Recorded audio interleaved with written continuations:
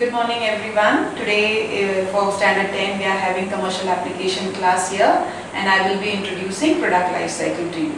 Now we all know what is a product, right? Now for a layman or for any ordinary person like you and me, product is everything which money can buy to help us satisfy our wants.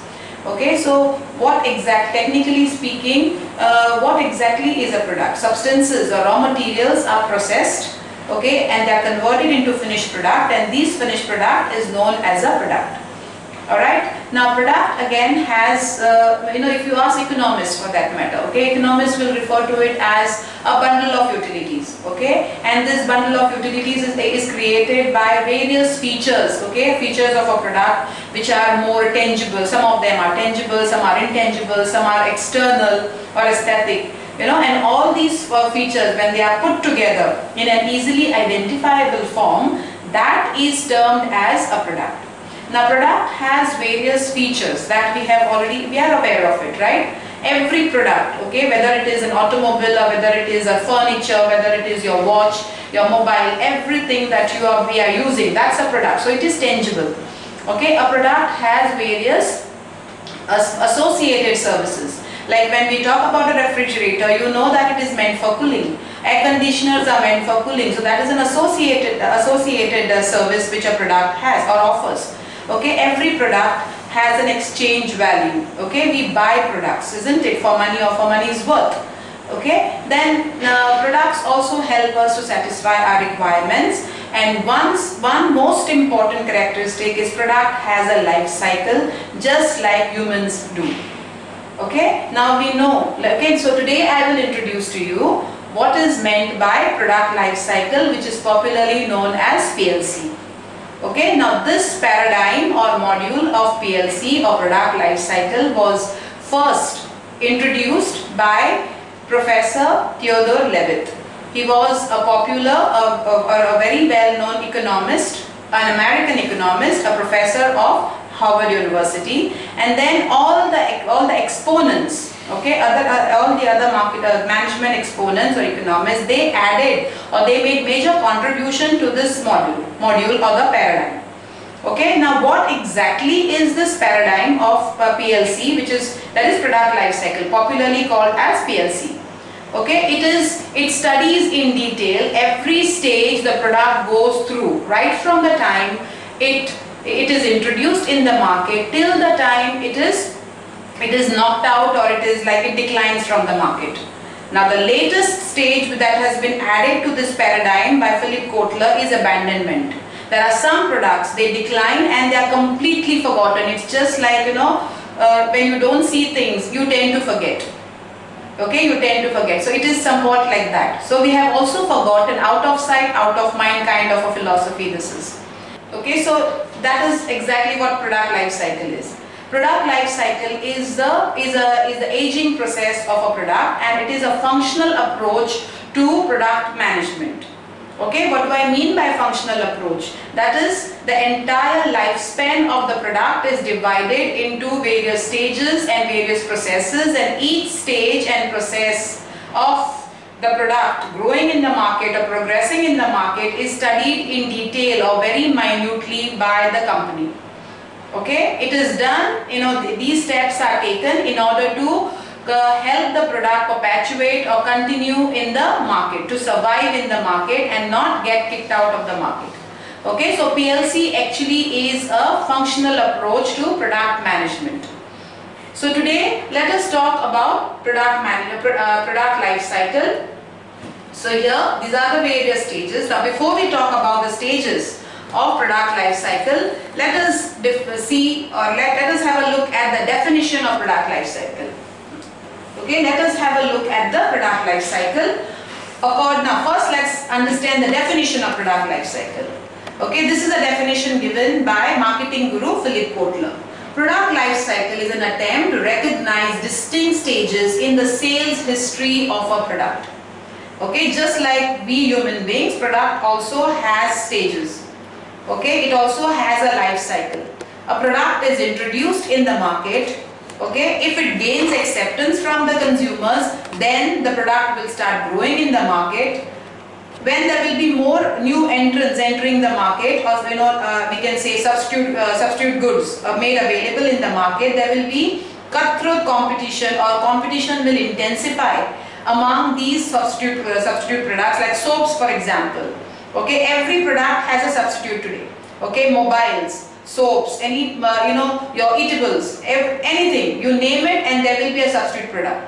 Okay, and these like there are companies, various companies, they are manufacturing this substitute products, and they are creating a plethora of these goods, isn't it? So competition intensifies. Okay, so in this way products mature in the market, and if corrective actions or extension strategies are not planned and adopted, okay, by the company at the right time, then the product will merge into the decline stage, and then out of sight, out of mind. So product will be abandoned also. There are so many products that are abandoned, we don't even remember them. I can recall one such product as far as the two-wheeler industry is concerned, and that is Bajaj Sunny. Okay, so let us move on to the concept. Like, what does this concept actually mean? Okay, now this is the definition given by Philip Kotler. We are now trying to analyze this definition.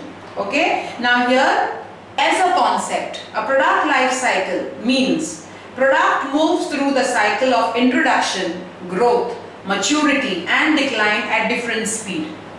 Okay, so there is no time frame. We cannot say the product will be introduced in the market for 2 months, it will grow, next 2 months it will grow, the next 2 months it will mature. No, not like that.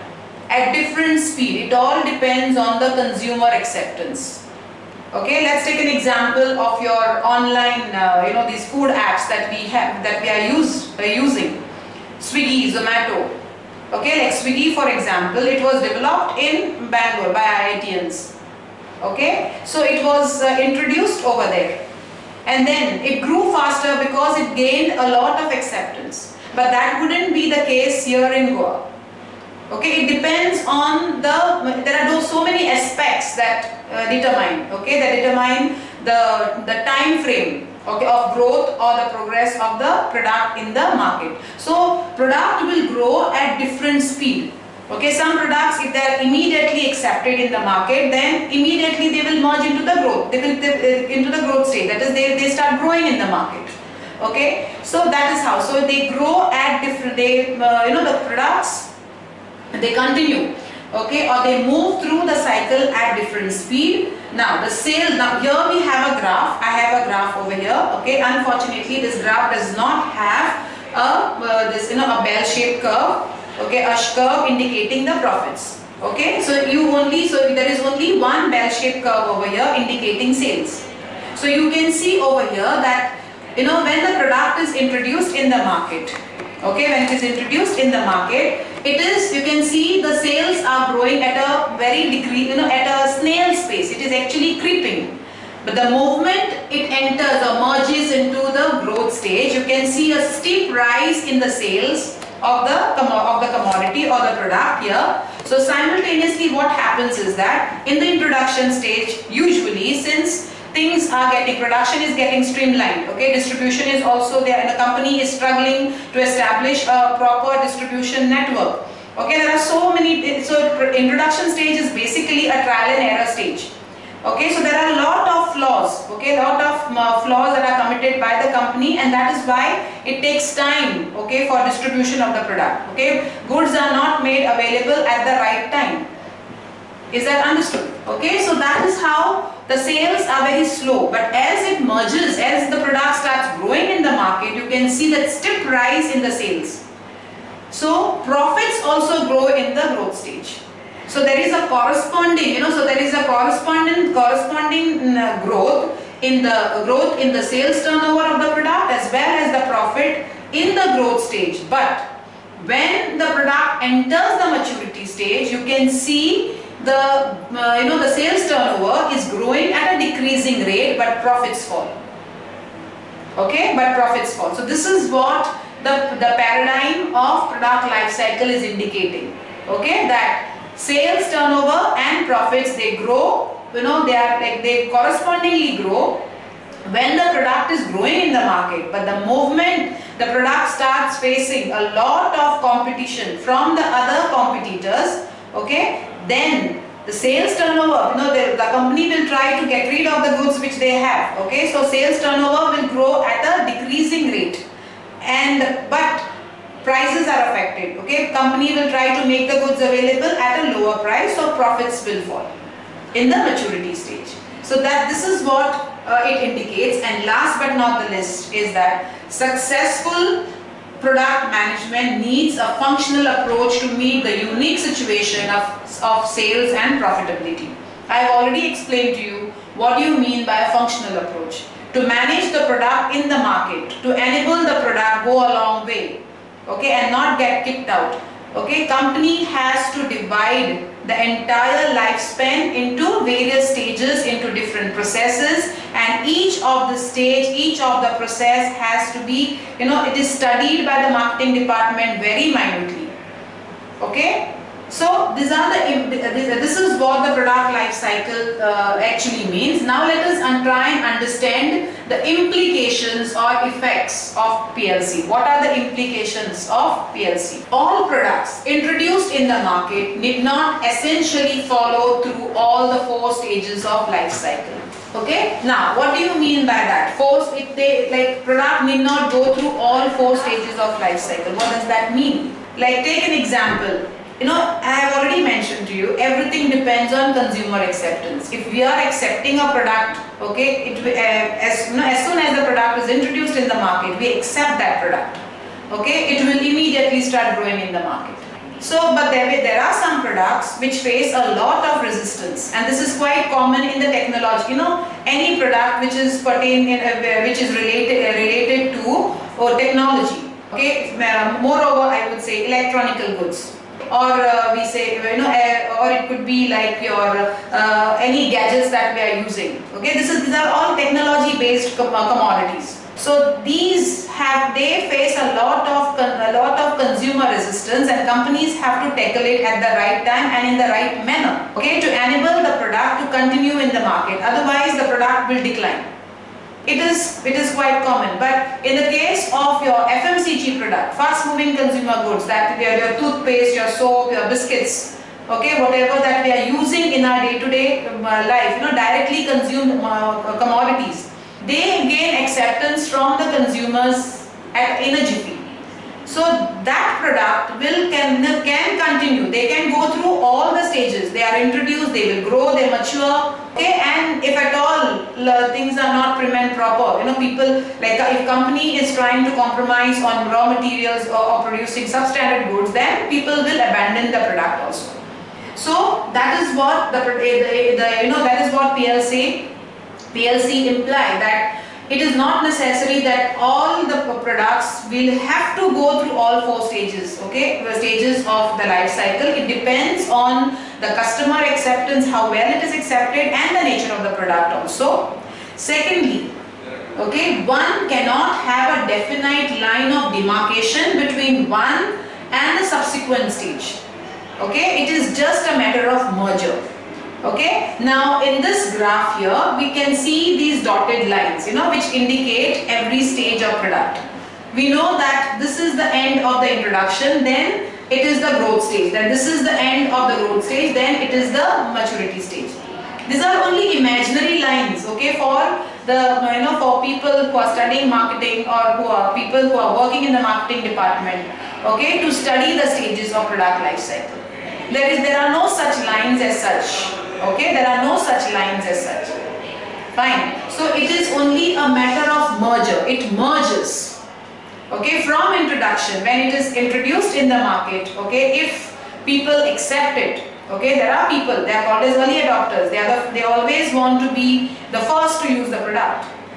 Okay, so if they easily accept it, then immediately the product will start growing in the market.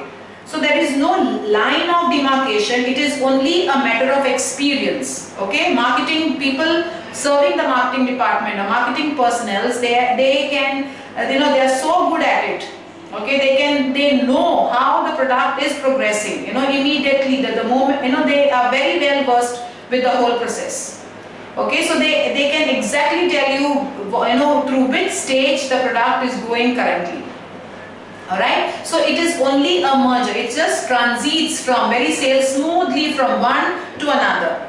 Okay, one to another stage. So that's what it implies. And then no two products have an identical life cycle. When products are different from each other, okay, when they are not identical, how can they have identical life cycles? Okay, the product, as I have already mentioned to you, product life cycle of any FMCG product, okay, is different from that of any product which is technology based, okay, or automobiles for that matter. Okay, the life cycles do vary.